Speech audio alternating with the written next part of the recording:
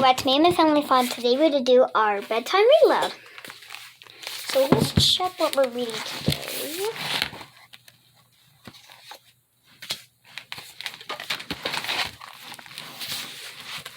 See if there's any long stories. Okay, so let's begin with our animal of the day. So if you're new to this, this animal book right here is filled with animal stuff. And like the group 1 mammals, and like sees all these stuff here. So it's whenever we do like different kinds of read aloud stuff, that's when we're gonna do them. So today's animal is bald eagle. So this is what the eagle looks like. It's a type of bird if you don't know. So if you're new, we will be, each time we do the read aloud, we will do it. And we're gonna look at the picture, and then look at a fact here, and then something on the back. So we each long paragraph and a short paragraph. So let's read a little bit about it. A common predator in the North America skies, the bald eagle patrols waterways and coasts, looking for the opportunity to swoop and snatch unwary fish and water birds. See, this is what it looks like as it's flying. It has very big wings. Round and around. Love is in the air. So this is how they mate. Round and around. Courtship is a aerial display that begins with both birds flying leisurely in circles, the male above the female. So this is what happens. They circle around each other. Mock attack. Suddenly the male swoops down towards his mate. Moments before contact, she turns upside down and thrusts her feet upward. So you see they're fighting.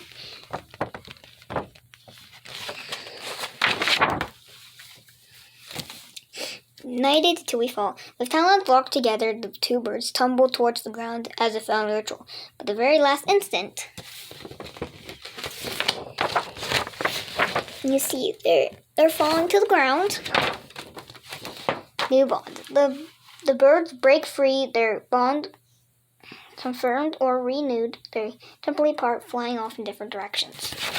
So you see they didn't hit the ground, so they're just flying away.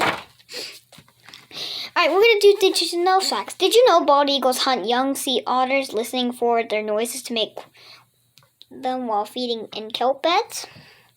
And did you know by fitting birds with radio transmitters, researchers show that northling nesting bald eagles may cover 2,000 miles while migrating to the south for winter?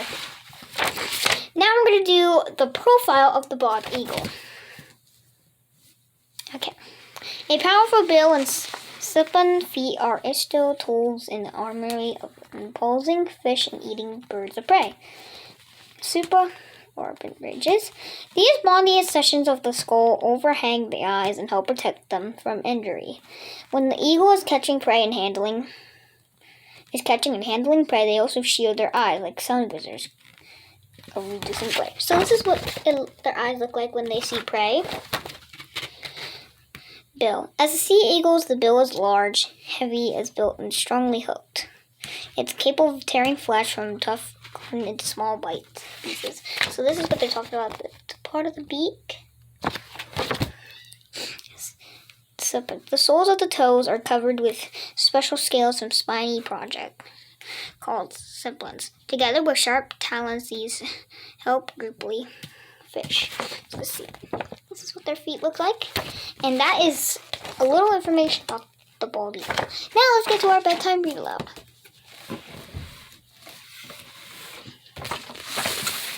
Let's get on to our bedtime read aloud. The tiger. The tiger burning the bright in the forests of night. When a mortal hand or eye could frame the fearful symmetry. What distant deeps or skies burnt the fire of thine eyes? Or what wings dare he espy? With the hand dare size the fire. What shoulder and what art could twist the sinews of my heart? And when the heart began to beat, What dread hand and what dread feet? What the hammer? What the chain? In the furnace was a thigh brain. What the anvil? What dread grasp? Dare its deadly terror collapse? So you see, there's what it looks like. When stars threw down their spears and watered heaven with their tears, did he smile at his work to see? Did he who make the lamb make thee? Tiger, tiger, burning bright in the forests of the nights, when a mortal hand or eye dare frame their fearful cemetery?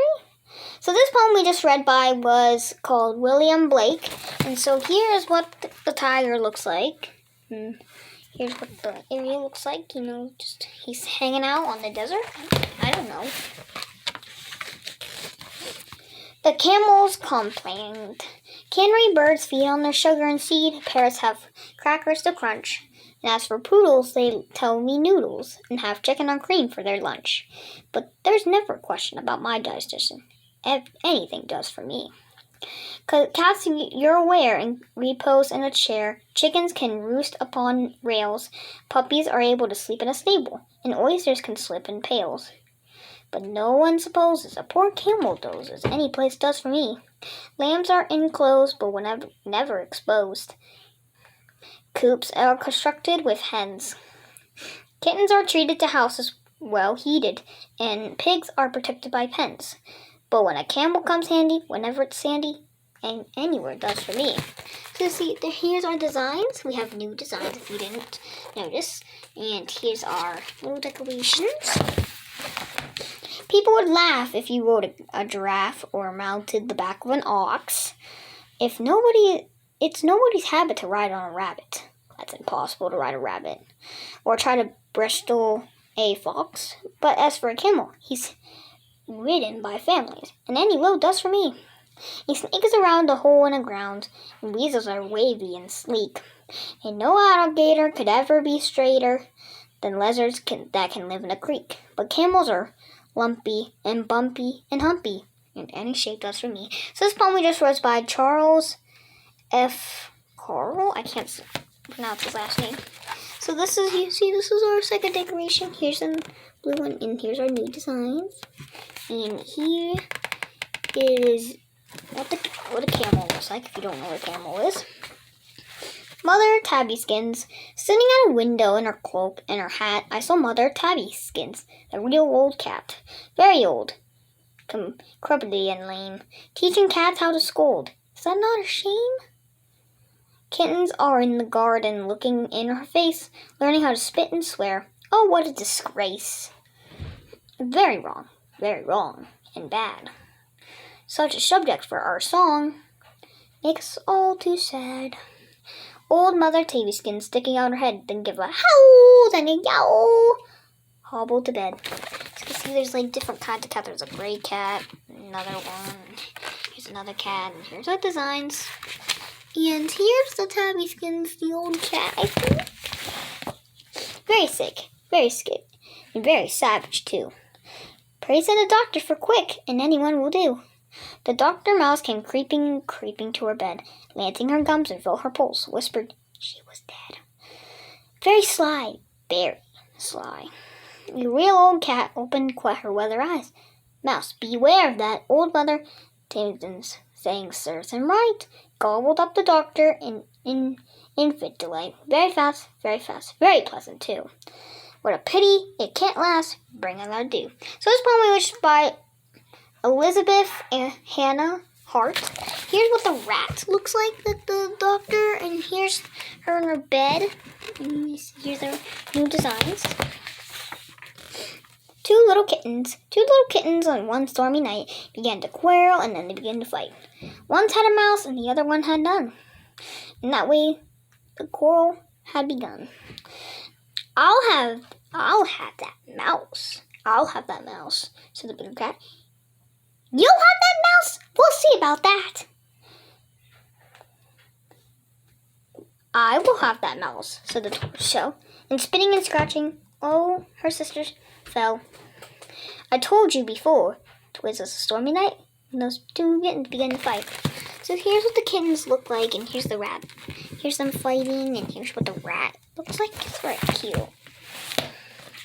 The old woman took the sweeping broom and swept them both right out of the room. The ground was covered with frost and snow. They had lost the mouse and had nowhere to go. So they lay and shivered beside the door till the old woman finished sweeping the floor.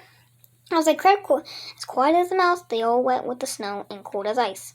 They found it much better that stormy night to lie by the fire than quarrel and fight. So this poem we just read by Jane Taylor. So see, here's them. Here's their food bowls. Okay, here's them falling down the stairs. Here's them outside, and here's them the food bowl, and here's the old lady. Here's them outside, and here's them by the fire. And that is all we're gonna read for today. Bye.